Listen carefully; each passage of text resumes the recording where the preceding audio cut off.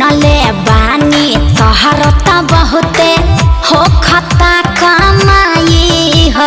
1000 2000 जे दे देब तोहरो न कुछ घट जाई हो। चवनी अथनी पकैला बाड़ू कांडी बोला काहे अतना हाई बजट के करे लूटी। अरे बोला भैया भैया तो हमार होवे। हाँ तो फ्री में मजा लेबा। छोड़ी हमारे अब पीछा लेब न परीक्षा तनी दूरी बनाई।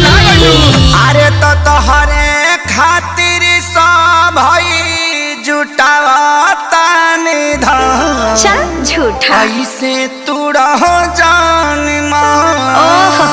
अरे होई पगली के पाछा पगली झर पर का बे यार। हाँ तो तहार काहे भभाता। 2 रुपया हो 2 रुपया का खा 2 रुपया हो